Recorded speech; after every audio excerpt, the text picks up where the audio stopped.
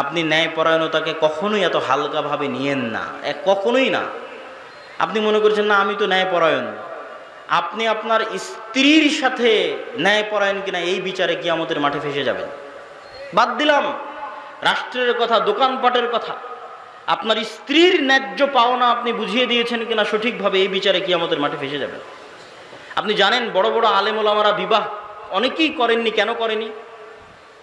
এই ভয়ে করেনি যে তার স্ত্রীর হক, ন্যায্য হক সে বুঝিয়ে দিতে পারবে কিনা। মানুষের হক খুবই কঠিন, ন্যায়পরায়ণতা প্রতিষ্ঠা করা খুবই কঠিন জিনিস। আপনি মনে করেছেন আমি হয়তো সালাত সিয়াম সবকিছু সঠিক আকীদাতে জান্নাতে চলে গেলাম, কিন্তু বাপের সম্পত্তি বন্টন করার সময় বোনকে ন্যায়পরায়ণতার সাথে বন্টন করে দেননি। মানে যেই জায়গায় দামি জমি সেখানে আপনি ভাগ নিয়েছেন, বোনকে দেননি। যেটা দূরে কম দামি আবাদ হয় না সেখানে বোনকে দিয়েছেন।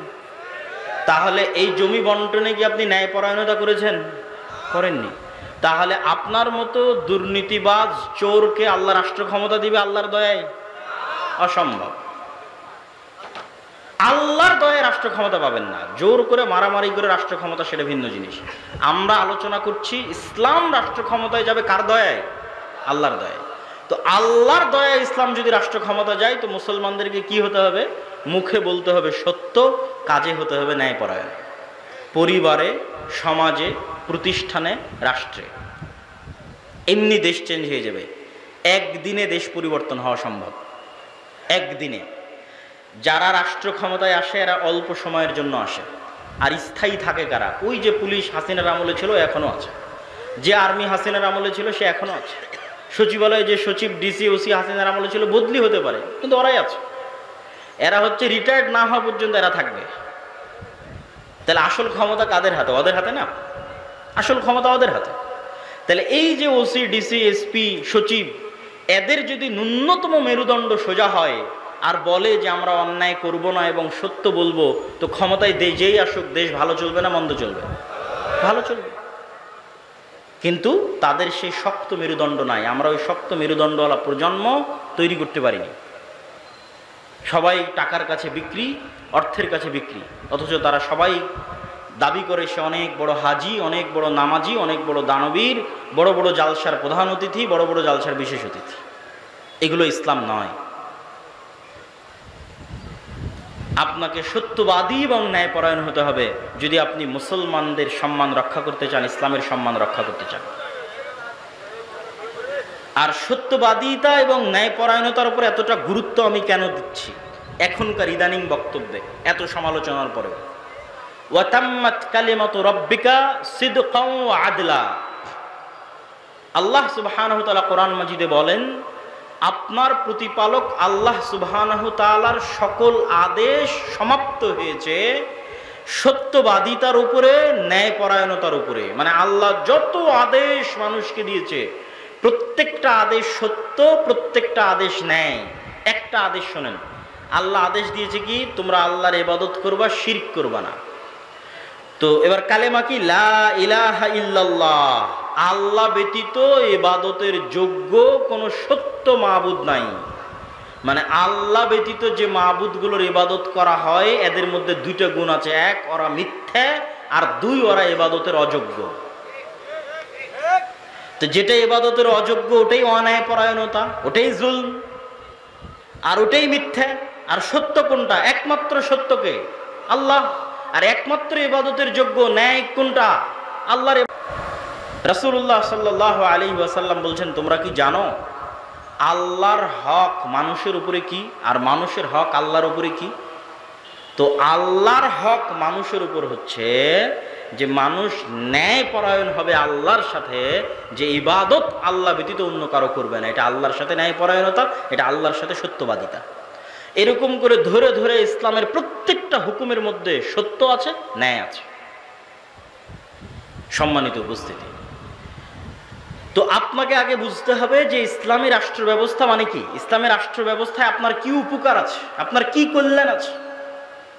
ইসলামী রাষ্ট্র ব্যবস্থায় আপনার 6টা মৌলিক অধিকার সংরক্ষিত হবে।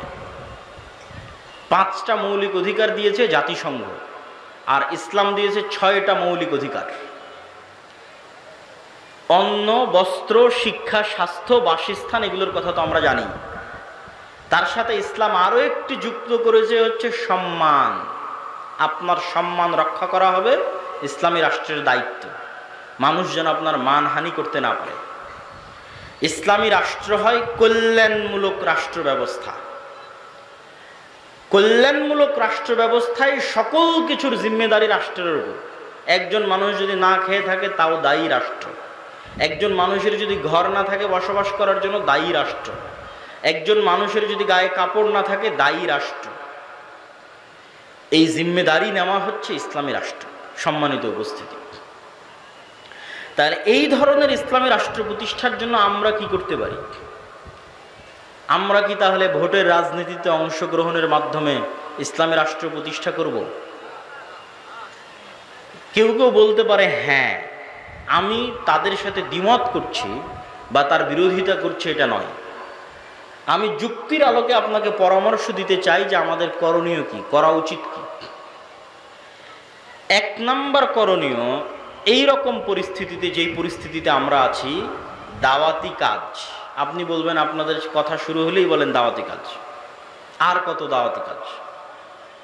কুনতুম খায়রা উম্মাতিন উখরিজাত লিন-নাস তা'মুরুনা বিল মা'রুফ ওয়া তানহাউনা আনিল মুনকার। এই উম্মতে যেহেতু আর কোনো নবী আসবেন না, সেহেতু প্রত্যেক যুগে মানুষকে হেদায়েত করার জন্য দাওয়াত দিবে এই উম্মতের লোকেরাই। বানু ইসরাইলে প্রতি যুগে নবী প্রেরিত হতো মানুষকে দাওয়াত দেওয়ার জন্য, আর এই উম্মতে কোনো নবী আসবে না, তো দাওয়াত দিবে এই উম্মতের লোকেরাই। এখন যদি এখানে কোনো নবী আসতেন, তাহলে তিনি কি করতেন? আগে কি দিতেন? আগে দাওয়াত দিতেন। আগে কি দিতেন? দাওয়াত দিতেন। এখন যদি বাংলাদেশে কোনো নবী প্রেরিত হতেন, তাহলে তিনি দাওয়াত দিতেন। তো যেহেতু নবী প্রেরিত হবেন না, তো দাওয়াতি কাজ অতীতেও ছিল, আজও থাকবে, ভবিষ্যতেও থাকবে। দাওয়াতি কাজে আমরা সফল নই কেন? নবীদের মতো ইখলাস, নবীদের মতো হিকমা, নবীদের মতো সবর, নবীদের মতো কৌশল, নবীদের মতো ভদ্র এবং নম্র আচরণের মাধ্যমে আমরা দাওয়াত দিতে পারিনি। যেখানে মূসা আলাইহিস সালাতু ওয়াস সালামকে ফেরাউনের নিকটে দাওয়াত দিতে পাঠানো হয়েছে, তারপরে বলা হচ্ছে ভালো ভাষায় কথা বলবে। আর আমরা আমারই আর এক মুসলিম ভাইকে দাওয়াত দিতে গিয়ে বলতেছি, তুই মুশরিক, তুই বেদাতি, তুই জাহান্নামী, তুই কাফের। তো তাহলে আমাদের দাওয়াতি স্ট্র্যাটেজির মধ্যে, পদ্ধতি কৌশলের মধ্যে ত্রুটি আছে। আমরা যত ইসলামী দল সংগঠন বলেন, আলেম ওলামা বলেন, রাষ্ট্রের টপ লেভেলে যদি কেউ দাওয়াত নিয়ে গিয়ে থাকে, তাহলে নিজের স্বার্থের জন্য নিয়ে গেছে বেশিরভাগ। আমরাও নিজের স্বার্থের জন্য নিয়ে গেছি। স্বার্থ মানে কি বুঝতে পারছেন? স্বার্থ মানে হচ্ছে আমার এই কাজটা আটকে আছে, এই কাজটা একটু করে দিতে হবে ভাইজান। ওসি, ডিসি, এসপি, মন্ত্রী সবার কাছে গেছি, ভাই আমার মাদ্রাসার এটা আটকে আছে, ভাই আমার এই দলের এটা আটকে আছে, ভাই আমার পত্রিকার এই সমস্যা হয়ে আছে, একটু কাজটা করে দেন। কেউই নিঃস্বার্থভাবে শুধু ইসলামের প্রতিনিধি হিসেবে তাকে ইসলামের দাওয়াত দিতে গেছে, এরকম নাই। যে আপনি প্রধান উপদেষ্টা ডক্টর ইউনূস, আপনার কাছে আজকে কিছু চাইতে আসেনি, আপনার কাছে দাওয়াত দিতে এসেছি যে এই হলো আল্লাহর দাওয়াত, এই হলো আল্লাহর নবীর দাওয়াত, এর মধ্যে আপনার কল্যাণ আছে। এরকম নিঃস্বার্থ দাওয়াত নিয়ে যাবে নাই। আর নবীগণ সব সময় রাষ্ট্রের টপ লেভেলে দাওয়াত নিয়ে গেছেন নিঃস্বার্থ। ইব্রাহিম আলাইহিস সালাতু ওয়াস সালাম তৎকালীন যুগের রাষ্ট্রপ্রধান নমরুদকে হিট করেছেন নিঃস্বার্থভাবে। নমরুদের কাছে ইব্রাহিম আলাইহিস সালামের কোনো চাওয়া পাওয়া ছিল না। মূসা আলাইহিস সালাতু ওয়াস সালাম ফেরাউনকে হিট করেছেন নিঃস্বার্থভাবে। মুহাম্মদ সাল্লাল্লাহু আলাইহি ওয়াসাল্লাম আবু জাহাল, আবু লাহাবকে হিট করেছেন, দাওয়াত দিয়েছেন নিঃস্বার্থভাবে, কোনো চাওয়া পাওয়া নাই। চাওয়া পাওয়া না থাকার মাত্রাটা দেখেন, যে মুহাম্মদ সাল্লাল্লাহু আলাইহি ওয়াসাল্লাম যখন মাজলুম মক্কার মাটিতে, যখন তাকে সহযোগিতা করার মতো কেউ নাই, তখন আবু জাহাল মুহাম্মদ সাল্লাল্লাহু আলাইহি ওয়াসাল্লামকে প্রস্তাব দিচ্ছে যে আসো ক্ষমতা ভাগাভাগি করি, 1 বছর তোমার আল্লাহর ইবাদত হবে, আর 1 বছর আমাদের মূর্তির পূজা হবে। এক বছর তোমার ইসলামের আইন অনুযায়ী দেশ চলবে, আর এক বছর আমরা আমাদের মতো দেশ চালাবো। রাসূলুল্লাহ সাল্লাল্লাহু আলাইহি ওয়াসাল্লাম সেই দিন কি বলেছিলেন? লাকুম দীনুকুম ওয়ালিয়া দীন, লা আ'বুদু মা তা'বুদুন। স্পষ্ট কথা, কাফারনা বিকুম, এগুলো এক একটা কোরআনের আয়াত। কি বললেন? তোমাদের দিন তোমরা পালন করো, আমাদের দিন আমাকে আমার মতো পালন করতে দাও। তোমরা যার ইবাদত করো আমি তার ইবাদত করতে পারবো না। কাফারনা বিকুম, তোমরা যার ইবাদত করো তাদের সাথে আমরা কুফরি করলাম। কত শক্ত কথা। ওয়াজতানিবুত তাগুত বলা আছে যে তাগুতকে অস্বীকার করতে হবে। তো তোমরা যার ইবাদত করো, যেই মূর্তির যেই শিরক করো, ওই শিরকের সাথে ওই মূর্তির সাথে আমরা কুফরি করলাম।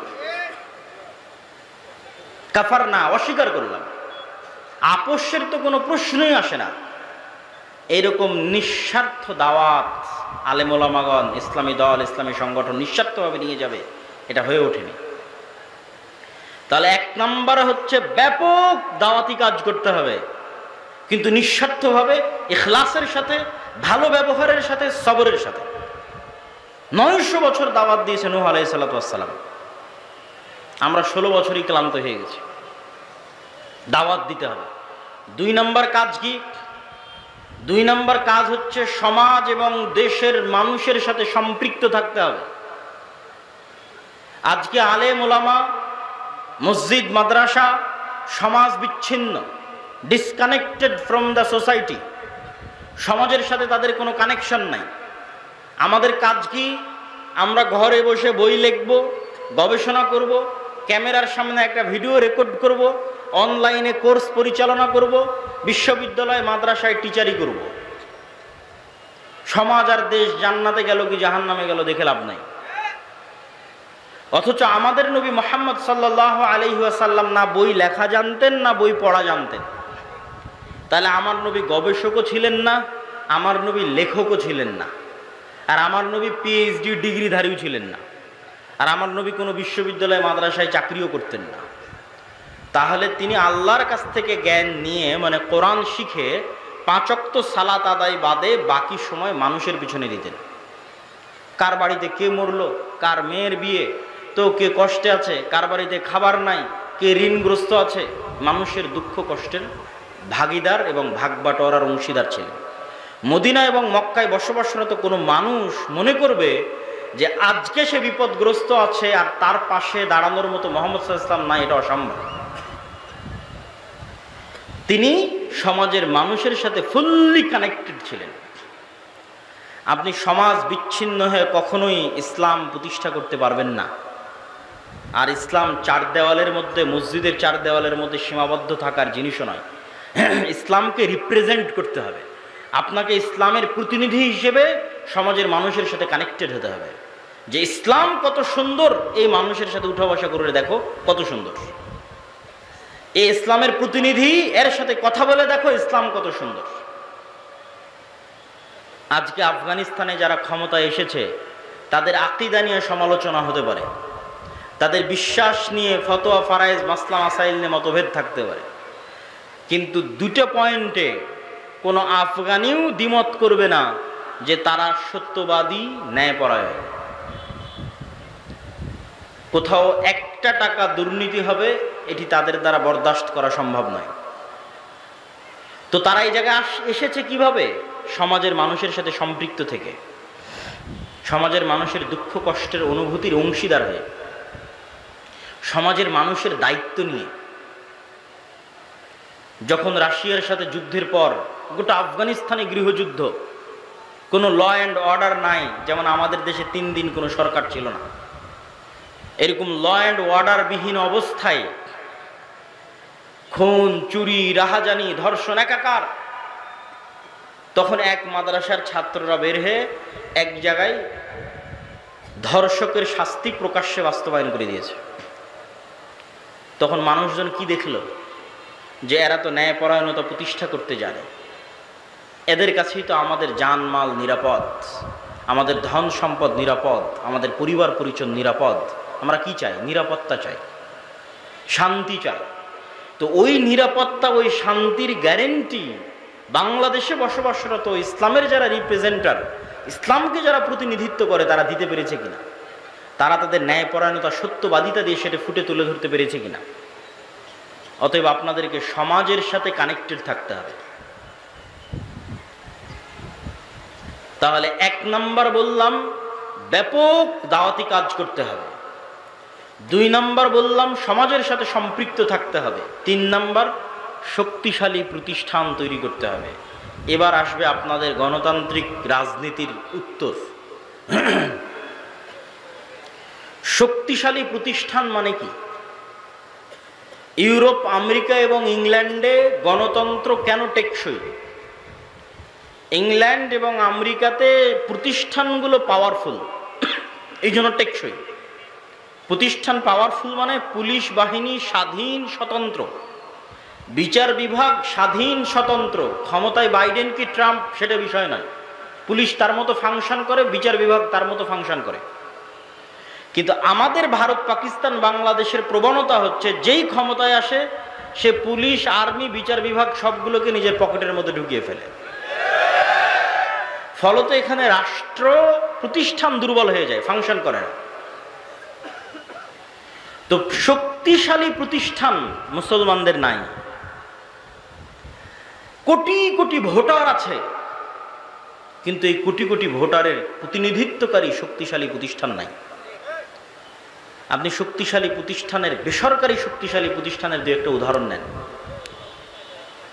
যখন প্রধানমন্ত্রী হাসিনা বিদায় নিল তখন অটোমেটিক ট্রানজিশন অফ পাওয়ার, পাওয়ারের হস্তান্তর, এটিই নিয়ম যে যখন রাষ্ট্র অকার্যকর তখন রাষ্ট্রে অবস্থানরত শক্তিশালী প্রতিষ্ঠানগুলোর কাছে ক্ষমতা চলে যায়। তো বাংলাদেশের সবচেয়ে শক্তিশালী প্রতিষ্ঠান হচ্ছে আর্মি। তো ফলত যখন প্রধানমন্ত্রী হাসিনা বিদায় নিয়েছে তখন অটোমেটিক ক্ষমতা চলে গেছে আর্মির কাছে। আরো অসংখ্য শক্তিশালী প্রতিষ্ঠান আছে। প্রথম আলো একাই একটা শক্তিশালী প্রতিষ্ঠান, ডেইলি স্টার একাই একটা শক্তিশালী প্রতিষ্ঠান, ব্রাক একাই একটা শক্তিশালী প্রতিষ্ঠান, গ্রামীণ ব্যাংক একাই একটা শক্তিশালী প্রতিষ্ঠান, মানবাধিকার সংস্থা অধিকার একাই একটা শক্তিশালী প্রতিষ্ঠান। তাহলে যখন রাষ্ট্র অকার্যকর তখন অটোমেটিক রাষ্ট্রের ক্ষমতা এই প্রতিষ্ঠানগুলোর কাছে চলে গেছে। আমাদের কোটি কোটি ভোটার আছে, কিন্তু আমাদের প্রতিনিধিত্ব করবে এরকম শক্তিশালী মিডিয়া নাই, আমাদের প্রতিনিধিত্ব করবে এরকম শক্তিশালী অর্থনৈতিক প্রতিষ্ঠান নাই, এরকম শক্তিশালী মানবাধিকার সংস্থা নাই যে মুসলমানদের প্রতিনিধিত্ব করবে। না হলে 5ই আগস্টের চাইতে সুবর্ণ সুযোগ মুসলমান বা ইসলাম ক্ষমতায় যাবে, এর যে সুবর্ণ সুযোগ অতীতেও কোনোদিন আসেনি, পরে আসাও কঠিন। তাহলে কেন পারেননি? কোটি কোটি ভোটার থাকার পরও কেন পারেননি? আপনাদের কারো, এত ইসলামী দলের, এত ইসলামী সংগঠনের কারো শক্তিশালী প্রতিষ্ঠান ছিল না। তাহলে কোটি কোটি ভোটার দিয়ে আপনি কি করবেন যদি শক্তিশালী প্রতিষ্ঠান না থাকে? এইরকম 5ই আগস্ট প্রত্যেক 20 বছর, 25 বছর, 30 বছর পর আসবে। কালকে আপনাকে ভোট করে ক্ষমতায় যেতে হবে 5 বছরের জন্য, 3 বছরের জন্য, 4 বছরের জন্য। এটি স্বল্প মেয়াদী পরিকল্পনা। আপনি দীর্ঘমেয়াদে পরিকল্পনা করেন, 50 বছর পর, 100 বছর পর আপনি বাংলাদেশের মাটিতে ইসলামকে বিজয়ী দেখতে চান, তার জন্য কি করা লাগবে সেটা ভাবেন। কাল ক্ষমতায় চলে যাবে এই আকাশ কুসুম কল্পনা 100 বছর থেকে আমাদের হিস্ট্রি পড়া আছে। ইসলামিক খেলাফার পতন থেকে 100 বছর পার হয়ে গেছে। একটা থিওরি পরীক্ষা করার জন্য 100 বছর যথেষ্ট। অ্যাজ এ থিওরি, ডেমোক্রেসি ইসলাম প্রতিষ্ঠার মাধ্যম হিসেবে পৃথিবীতে এখন পর্যন্ত ব্যর্থ। 100 বছর, তো 100 বছর যথেষ্ট। আমি যদি একটু বেশি করে বলি তাহলে অনেকেই কষ্ট পায়, তো একটু বেশি করে বলি, অত বেশি করে বলবো না, একটু বেশি করে বলি। 15 বছর বা 16 বছর যে আপনারা ফ্যাসিজম বলছেন, এই ফ্যাসিজমে আয়না ঘর ছিল, গুম ছিল, খুন ছিল, দুর্নীতি ছিল। তো আপনি বলেন তো এই 16 বছর ফ্যাসিজম কিসের নামে চলেছে? গণতন্ত্রের নামে চলেছে। কিসের নামে চলেছে বলেন? গণতন্ত্র।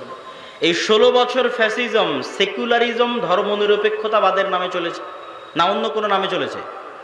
হ্যাঁ, ধর্ম যার যার, উৎসব সবার, এটা কিসের স্লোগান? সেকুলারিজমের স্লোগান না, ধর্মনিরপেক্ষতাবাদের স্লোগান।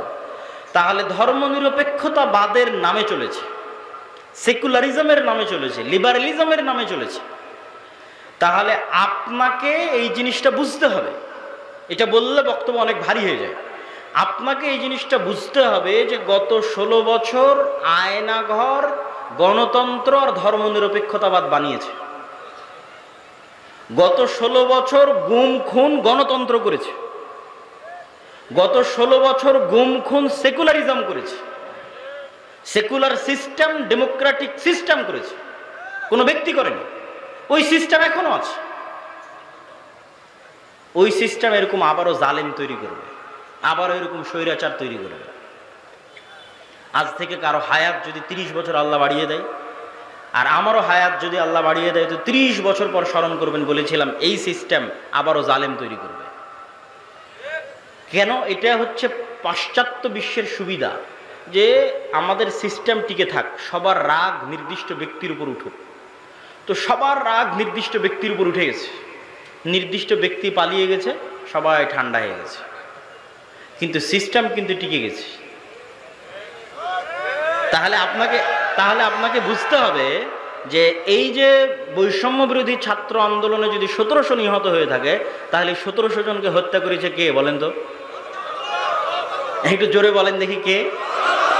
এই 1700 জনকে হত্যা করেছে গণতন্ত্র এবং ধর্মনিরপেক্ষ মতবাদ। অনেক অনেক কঠিন কথা বলে দিলাম, কিন্তু এটিই সত্য। এটা যত দ্রুত মুসলমানেরা বুঝবে, তা আপনি তাহলে কি বলছেন তাহলে আপনি এই সিস্টেমকে অমান্য করে উপরে ফেলে দিবেন? এটা কখনোই বলিনি। কেননা আমরাই আপনাদের সামনে বক্তব্য দিয়েছি যে চলন্ত যার কাছে ক্ষমতা আছে, রাষ্ট্র ক্ষমতা আছে, তাকে আনুগত্য করতে হবে। আমরাই বক্তব্য দিয়েছি, এবং সেটার বিরুদ্ধে বিদ্রোহ করাকে আমরা খারিজি মতবাদ বলেছি। কিন্তু সমাধানের রাস্তা কোনটা? সমাধানের রাস্তা ওইটাই। সেটা হচ্ছে মানুষ অবশ্যই বুঝবে যে এই সিস্টেম জালেম তৈরি করে, এই সিস্টেম স্বৈরাচার তৈরি করে, এই সিস্টেম দুর্নীতিবাজ তৈরি করে, এই সিস্টেম আমাদেরকে মাজলুম করে। কিন্তু এই সিস্টেমের বিরুদ্ধে শক্ত আওয়াজ তোলার জন্য আপনাদের প্রতিষ্ঠান লাগবে। এরকম 100 বছরও যদি রাজনীতি করেন, ভোট করেন, তো ওই পাওয়ার অর্জন করতে পারবেন না যে পাওয়ার একটা প্রতিষ্ঠানের থাকে, শক্তিশালী প্রতিষ্ঠানের থাকে। সম্মানিত উপস্থিতি, তাহলে আপনাদেরকে দিক নির্দেশনামূলক কি কি বললাম? 1 নাম্বার বলেছি ব্যাপক দাওয়াতি কাজ করতে হবে। 2 নাম্বার বলেছি সমাজ এবং দেশের সাথে সম্পৃক্ত থাকতে হবে। 3 নাম্বার বলেছি শক্তিশালী প্রতিষ্ঠান তৈরি করতে হবে। 4 নাম্বার পয়েন্টটা আগে সংক্ষিপ্ত আলোচনা করেছি, একটু আলাদা পয়েন্ট আকারে এখন বলি। 4 নাম্বার পয়েন্ট হচ্ছে, এখন আপনার কাছে যত ছোটোখাটো প্রতিষ্ঠান আছে, যত ছোটোখাটো মসজিদ আছে, মাদ্রাসা আছে, দল আছে, সংগঠন আছে, এগুলোতে ন্যায়পরায়ণতা, সত্যবাদিতা প্রতিষ্ঠা করে। যে কোনো একটা ছোট্ট মাদ্রাসায় ন্যায়পরায়ণতা, সত্যবাদিতা প্রতিষ্ঠা করেন, আল্লাহ কবুল করলে ওই মাদ্রাসা থেকে রাষ্ট্র ক্ষমতায় পৌঁছে দেবে। বেশি কিছু লাগবে না, এই 2টা গুণ লাগবে। একটা ছোট্ট সংগঠনের মধ্যেও যদি ন্যায়পরায়ণতা, সত্যবাদিতা প্রতিষ্ঠা হয়, আল্লাহ ওখান থেকেই রাষ্ট্র ক্ষমতায় পৌঁছে দেবে। কিন্তু সত্যবাদিতা এবং ন্যায়পরায়ণতা ছাড়া রাষ্ট্র ক্ষমতায় যাওয়ার জন্য আল্লাহ সুবহানাহু ওয়া তাআলার দয়ায় কোনো সুযোগ নেই।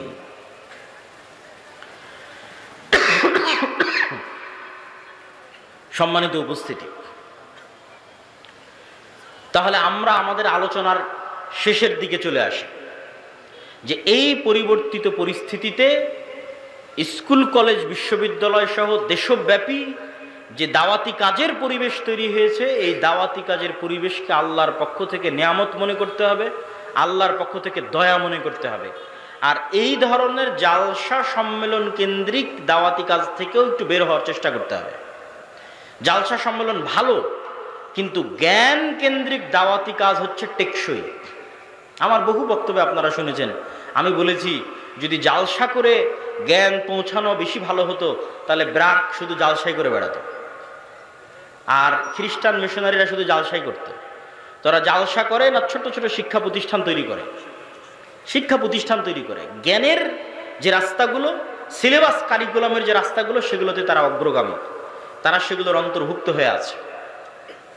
সম্মানিত উপস্থিতি, আল্লাহ সুবহানাহু ওয়া তাআলা আমাদেরকে এই যে সংক্ষিপ্ত বক্তব্য আপনাদের সামনে তুলে ধরলাম, এই সংক্ষিপ্ত বক্তব্য বুঝার এবং এই সংক্ষিপ্ত বক্তব্যের প্রতি আমল করার, এবং দেশব্যাপী পুরো পৃথিবীব্যাপী মুসলমানদের একটা বিপ্লব তৈরি করার তৌফিক দান করুক, আল্লাহুম্মা আমিন। আমি বক্তব্য লম্বা করতে চাচ্ছি না, অল্প কথায়